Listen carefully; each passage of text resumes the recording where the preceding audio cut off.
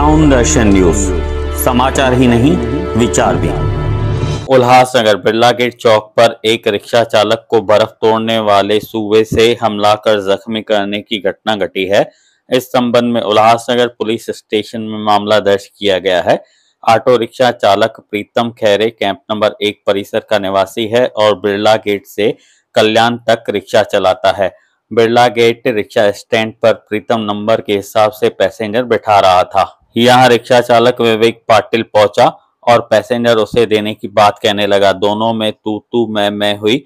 इस बात को लेकर 9 जनवरी को विवेक ने बर्फ तोड़ने वाले हथियार से प्रतीक पर हमला कर गंभीर जख्मी कर दिया।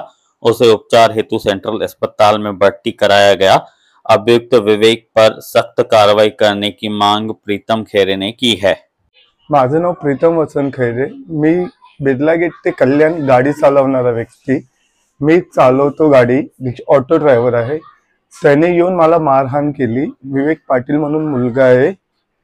त्याने आला आणि डायरेक्ट पहिले आधी 9 तारखेला त्यांनी माझ्याशी धक्काधुक्की केली, मारहाण केली। त्यानंतर मी 9 तारखेला रात्री संध्याकाळी 8 ते 9 वाजता मी त्याच्यावर एनसी केली। एनसी केल्यानंतर दुसऱ्या दिवशी त्यांनी 12 वाजता 11:30 ते 12च्या दरम्यान मी गाडी चालवताना जस्ट म्हणजे डायरेक्ट त्यांनी माझ्यावर वार केलेत। ऍक्च्युअली पहिला डोक्यावर, मग मांड्यांवर, पायांवर वार केलेत आणि मी पडलो खालती। हा वार केले आणि कशाने वार केले त्यांनी? कशाने? ते बर्फ तोडायचा सुवा असतो ना, त्याच्याने मला मारहाण म्हणजे ते घातले त्यांनी पायात, डोक्यात, मांडींना। आणि म्हणजे वार्ता अशी झाली होती की मी गाडी 9 तारखेला माझ्या नंबरानं गाडी लागलेली होती। तो आला, तो व्यक्ती मला दुसऱ्याच्या गाडीत बसून आला। त्याचाच मित्र होता, तो गंजेडीच होता तो पण, किंवा मला गाडी भरू दे। मी म्हणते माझा नंबर आहे, माझ्या गाडीत पॅसेंजर बसलेत। त्याने मला बोले की मैं भरूंगा, बोले मुझे कल्याण जाना है, माल लेने के लिए जाना है, गांजा लेने के लिए जाना है। मी त्याला बोलायला गेलो तर त्याने मला धक्का धुक्की, शिवीगाळ आणि माझ्या खिशातले 300-400 रुपयाचा धंदा केला होता, ते पण काढून घेतलेत। मी हे सुद्धा सरांना 1 नंबर पोलीस स्टेशनला एनसी करायच्या टायमाला सांगितलं। मग दुसऱ्या दिवशी त्यांनी माझ्याशी असा प्रकरण घडला। तेव्हा तुम्ही पहिल्या दिवशी तुम्हाला त्यांनी शिवीगाळ केली, तेव्हा तुम्ही एनसी केली, तेव्हा पोलिसांनी कारवाई करण्यात का टाळाटाळ केली होती का?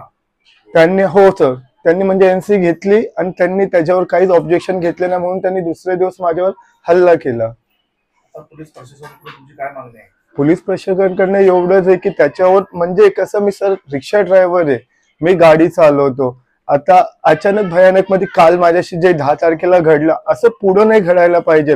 म्हणून मला त्या पोलीस प्रशासनाकडनं निमंत्रण आहे की बाबा त्याला मोठी कारवाई करावी। रिक्षा चालक संघटनेचं काय म्हणणं आहे? रिक्षा चालक संघटनेशी कोणाशीच बोलणं नाही झालं माझंवालं। ते पण काही सगळेजण कोणी वरपनं तिथं बिरला गेटला येतात, कोणी महारलनं येतात, सगळे घाबरूनच असतात। त्यांचा ते ठेकच आहे बिरला गेट, तिथं ते गांजा बिंजा पितात।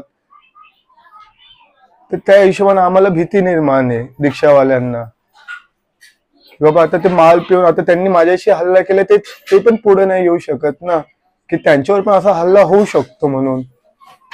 आणि ते वयस्कर माणसं सगळे 30 अभाव, आणि हे किती 20, 25, 30च्या घरातले हे मुलं सगळेजण गांजा बिंजा पिणारे। आणि त्याच्यावर आधी पण म्हणजे असा माहिती पडले की तो पण गुन्हेगार आहे। मला पोलिसांनीच त्याचं नाव सांगितलं, मी तर फक्त त्याला भावड्या म्हणूनच ओळखत होतो।